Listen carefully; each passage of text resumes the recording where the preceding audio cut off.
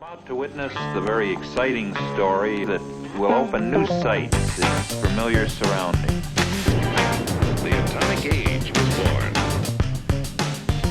It is a story of a city seeking new horizons in a resolute contest with great challenge.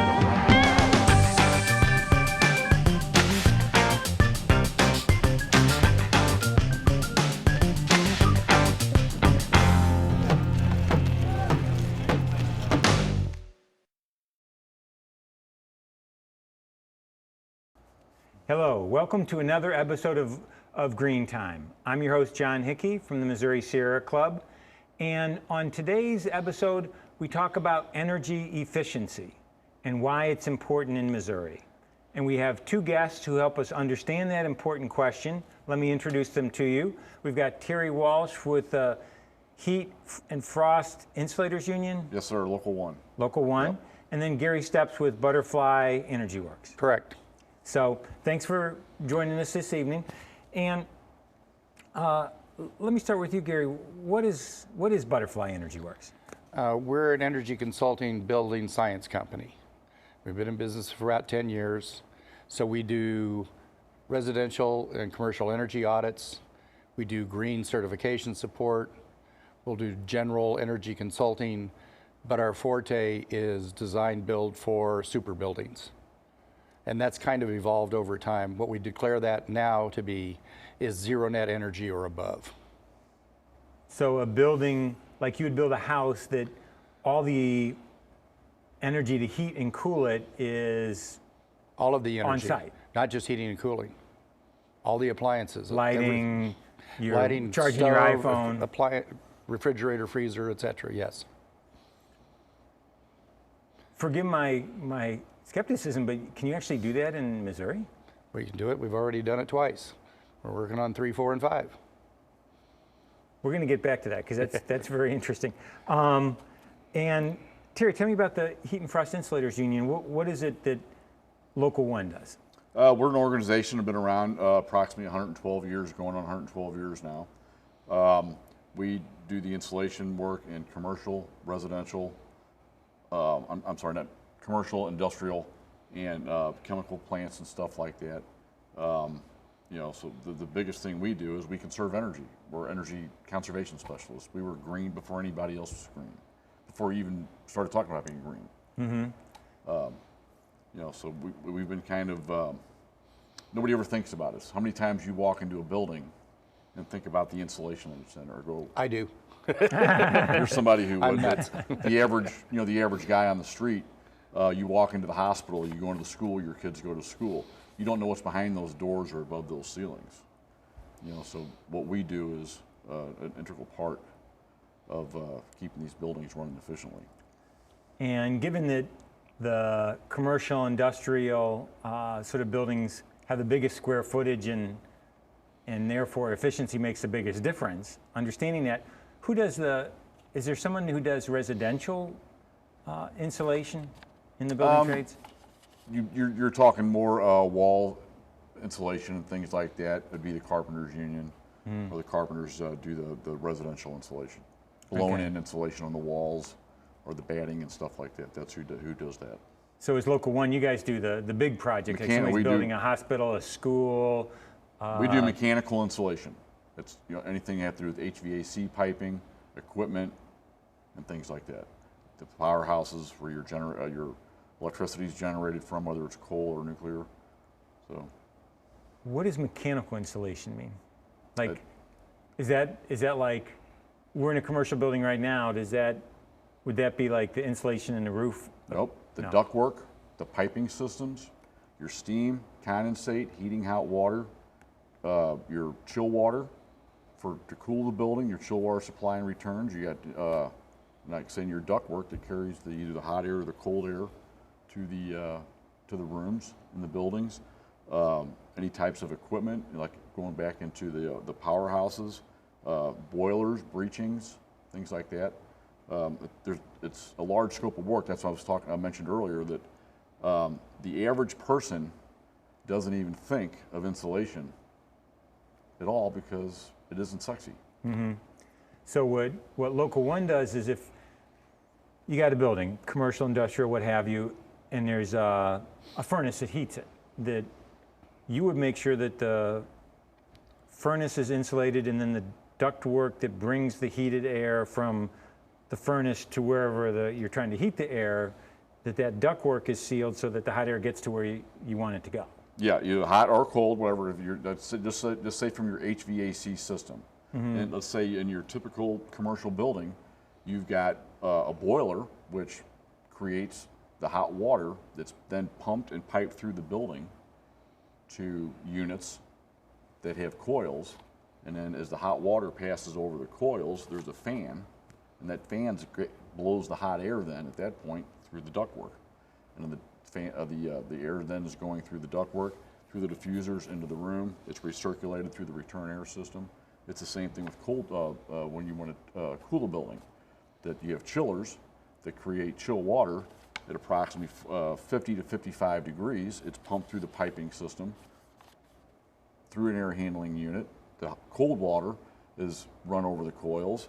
The fresh air intake is blowing that, bringing that air in, and sticking that air, same as the heat, and distributing it through the ductwork system, and then creating the cold air in the building. So a project like the Sheet Metal Workers Union Hall, Local 36, were you guys involved in that one? Our contractors, we had contractors on that job that worked on that, yeah. Interesting. Well, I'm even learning something, and I'm the host. I'm supposed to know this stuff. So let's go back. Let's go back to you, Gary.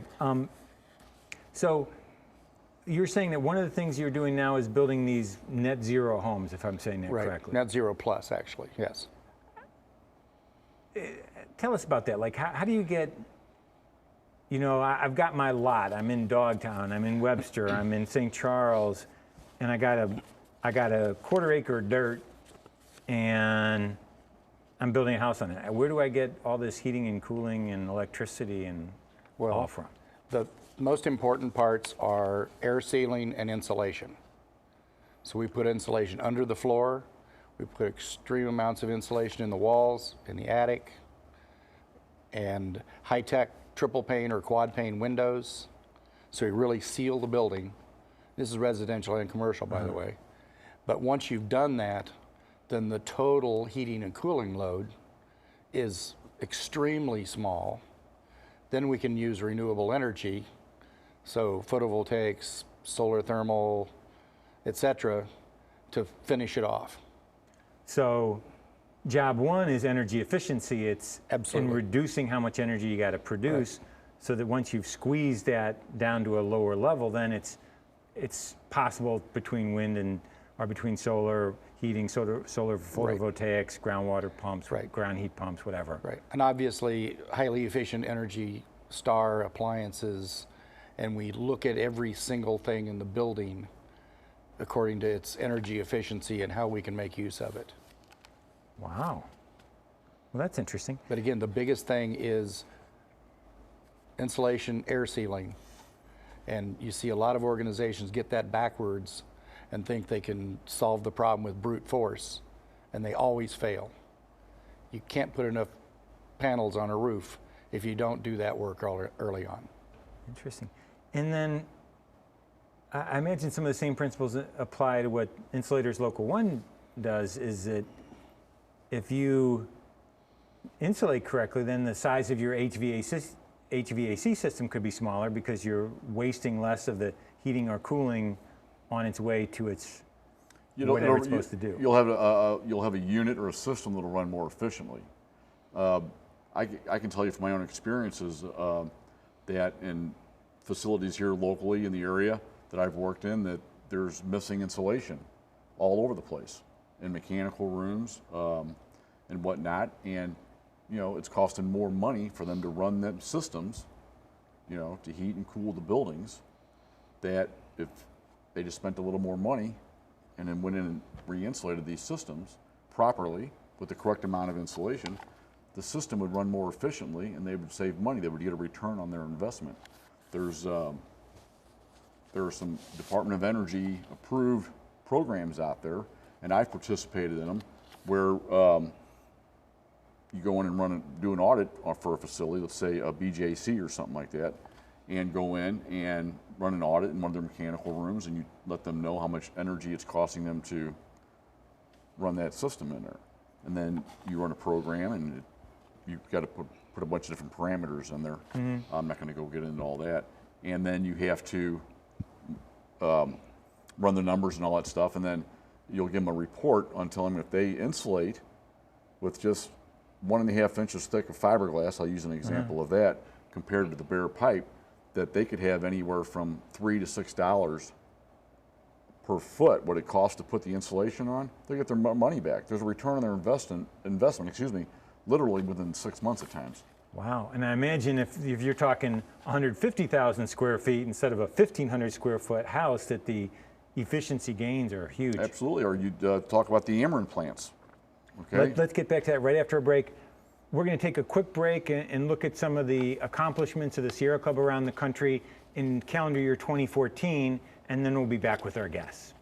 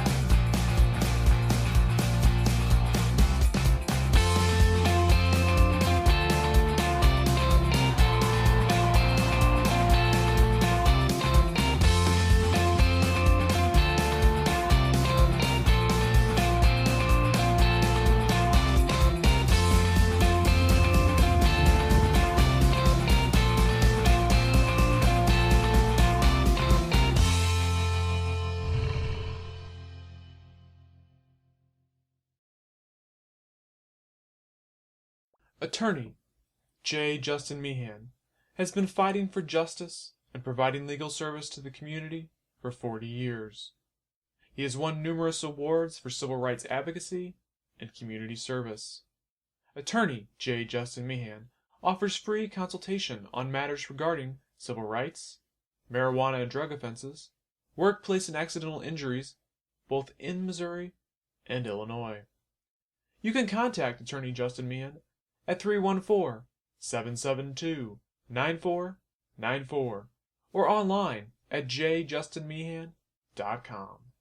Call now for your free consultation. The Sierra Club is the largest and most influential grassroots environmental organization in the United States. If you care about clean air, clean water, and preserving open space, join the Sierra Club. In Missouri, the Sierra Club's projects include promoting energy efficiency and clean power sources like wind and solar, cleaning up air pollution by retiring dirty, outdated coal-fired power plants, protecting Missouri's parks like the Ozark National Scenic Riverways. We need you to get more involved. To join the Sierra Club, make a donation, or to find out about Sierra Club events in your area, visit our website at www.missouri.sierraclub.org. or call us at 314-644-1011. Welcome back to Green Time. On today's episode, we're talking about energy efficiency with our two guests. We've got Gary Steps with Butterfly Energy Works and Terry Walsh with Insulators Local 1. And before we took the break, you were talking about the importance of energy efficiency when you look at the big scale of a Ameren power plant. Tell us about that. You know, you go in the power plants, and a lot of, they do a lot of maintenance work in there, and they got to tear into the piping system and repair valves, gaskets, and things like that. And there's a times where things don't get re-insulated, and you're talking steam lines that are running anywhere from 850 degrees to 1200 or to 1500 degrees. That's a lot of energy right there. I'll give you. I got something right here. I can tell you. Give you a couple of examples here. As far as insulation goes, as far as carbon reduction, if I had 1 foot of insulation, 1.5 inches thick on a 350 degree line, say 350 degree steam line, we would save, there would be a reduction in the CO2, pounds of CO2, per year of 2,308. That's just for 1 foot. That's just 1 foot. 1 foot of insulation. 1.5 inches. One pipe. One pipe. 1.5 inch thick of pipe covering. Okay, one tree in that same time period, it's only 50. Oh my gosh. And that's if it's 350 degrees, and you're saying that there's going to be industrial places you're working where you're talking 500, Absolutely. 600, 700 And degrees. it's in the commercial and industrial areas, or the refining. We got the ConocoPhillips Wood River Refinery over across the river also. The same thing. And then one other thing I just wanted to touch on here that I have is it's just what's better? What are you going to have a better energy savings at? Let's put it that way. Once again, that 1 foot of insulation on that 350 degree pipe, I could have an energy savings BTU 14 and a half. That tree, it's NA. Let's just say one compact fluorescent light bulb. It ain't even one. It's just under one. So, like I said, insulation isn't sexy. People don't think about it. It's always the last thing people think about, especially in the construction industry, where we're one of the last ones on the job. Because all the pipes and the HVAC system has to be in there, and you guys just do the final and cover. we're usually one of the last ones in there, or when something talking about energy efficiency, whether it's in the commercial or residential, the first thing somebody wants to do is put a control valve on something, or think if there's some energy efficient other type of new item that might be out there. I'm Thermostat. There you go. Where insulation, that's the biggest thing to conserve energy. Like I told you earlier, we were green before anybody knew green. Well, it sounds like that's not unlike what you're talking about, Gary, that at the residential level, insulation and efficiency and tightening up air leaks are job one if you want to really have your house be efficient. Absolutely. Yeah, we run into all the time a homeowner says, hey, come in and do the audit. We know the windows are the problem. We'll come in and do the audit. The windows are tight. They're good quality double pane windows. The seals aren't leaking. And we'll find they have 4 inches of vermiculite or blown fiberglass in the attic, and they should have 14 inches of cellulose or something else. And so they're cold, they're uncomfortable, not because the windows are cold, but because they're getting this cold draft off the ceiling, especially over in the corners where nobody puts insulation. And recognizing that you're focusing now on building these new net zero homes, most of our viewers are going to be in homes that were already built and aren't going to be building a new home from scratch. You're saying that an energy audit is a good place to start because you don't, Absolutely. otherwise you could be solving the wrong problem. Almost always solving the wrong problem. Right, so we recommend everyone who has an existing home. It doesn't matter whether it was built last week or whether it's 120 years old. In general, they leak badly, they have little or no insulation, and usually the mechanical plant in the basement is a disaster. But again, the biggest line items, if we can seal the building, get in good quality insulation, bring in mechanical ventilation, the efficiency of everything jumps rapidly, their utility bills drop, comfort levels rise, indoor air quality gets better. It's just all around better. And I know that's true because I had Butterfly Energy do a home energy audit at my house about 5 or 6 years Yep. ago. Did you And follow our rules? I followed the low-hanging fruit, and my gas bill, when I corrected for heating degree days, was down 33%. There you go. And I didn't touch my windows, and I've got ratty old windows. I live in a 1915 house. It's as inefficient as you could imagine. Right. But it was just insulation, and the ceiling was the big thing, Right. or in the attic, I Yep. should say. So instead of tearing out your old windows and spending $500, $600, $700 a window on brand new super windows, if you'll put in storm windows, you'll get almost the same effect. You did a blower door test, Yep. and one thing I never would have thought is one of the big places I was losing air was around my light fixture in the ceiling of Your can lights. Yep. a closet. Right. And there was air flowing through there like it had a window to the Arctic, and I never would have thought. I never would have thought that. Right. The other thing people miss are bathroom fans. Your builder grade fans are horrible. They don't have a damper on them, so they sound like a jet engine taking off. They don't draw much air, and as soon as there's any kind of air pressure or temperature differential, the either cold air or warm air pours into that bathroom and then into the house. When we do an audit, especially this time of year, first thing I do with my infrared camera is walk into the bathroom with the owner on my shoulder and point the gun, and they just go, "Oh my God." So it's almost like having a big hole in your roof. It is a hole. It's a 3 or 4 or 5 inch hole, depending on how big the duct is. Interesting. So it sounds like if somebody's out there in TV land saying, I want to be like Gary and Terry and really be energy efficient, if you're talking residential efficiency, that's a good place to start. Yep. Same question to you, Terry. Somebody's watching and they've got a commercial or an industrial building and they go, oh my gosh, I don't think I've done what Terry says. When I look at my ductwork, it looks pretty primitive. Where does somebody go? Are there called a union, or do you have commercial contractors? We have contractors. I'm sorry, I didn't mean to cut you off. We have contractors that are certified in doing these mechanical energy audits. I was involved in getting some of these contractors trained in that. I've also been trained in it myself and certified in it. If anybody would want to know any of the contractors to get a hold of for that with mechanical insulation, they could get a hold of me.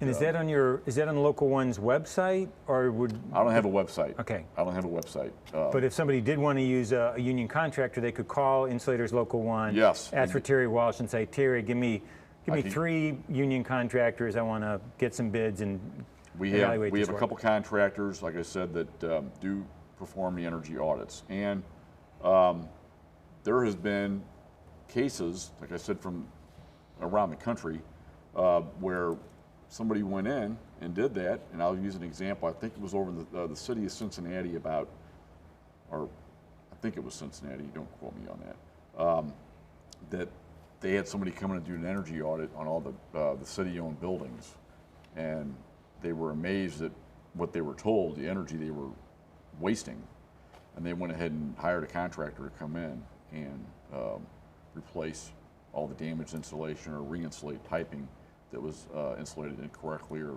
had the insufficient thickness on it and that. And like I said, they had a return on their investment within a year.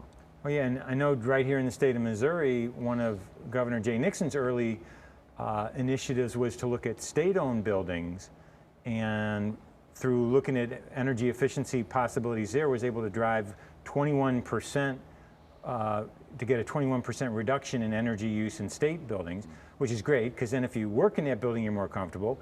If you pay taxes, you're not wasting your tax money on excess utility bills that aren't necessary. And that's correct. Like I say, once again, kind of going back, where you can go out and buy an energy efficient hot water heater. You can go out and buy an energy efficient HVAC system for your house.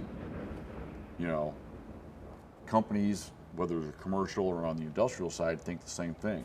I'm going to get the newest, most energy efficient piece of equipment in here. Mm-hmm. But if you don't take care of the insulation, have your systems insulated, it ain't going to run efficiently. I have my ductwork and my piping insulated in my house also.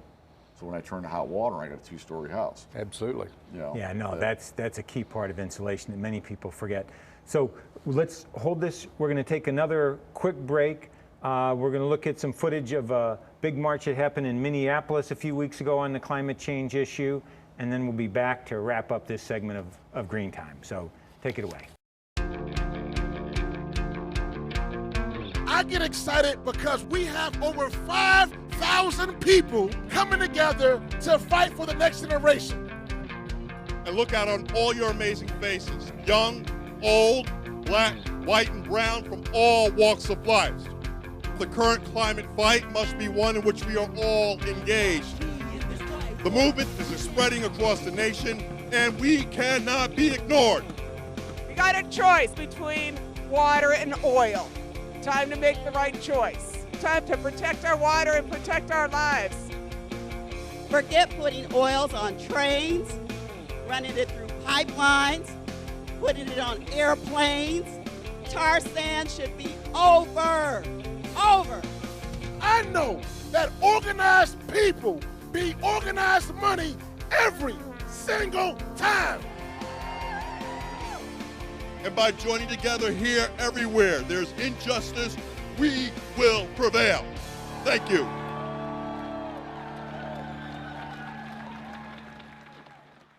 Since 1990, the Gateway Green Alliance has worked on environmental and social justice campaigns in St. Louis. The Gateway Greens have brought dedicated activists to speak at Black and Green Wednesday programs, the annual Pesto Feast, Martin Luther King Day, May Day, and Kwanzaa celebrations. The Gateway Green Alliance is best known for opposing genetically contaminated foods. We invite activists and scholars from around the world to participate in safe food action and bring their creative art. We need your support to keep going. Please send your $60 membership check or your $30 low-income check. Best of all, come to a Black and Green Wednesday program, 7:30 p.m. on the first Wednesday of the month at Legacy Books and Cafe. What if we were served a side of truth? I'll take a super bacon, egg, and cheese sandwich. Okay, that'll be meat from a pig who can't even turn around, an egg from a bird kept in a cage so small she can't spread her wings, and the milk of a cow whose calf is taken at birth to make veal. Ma'am?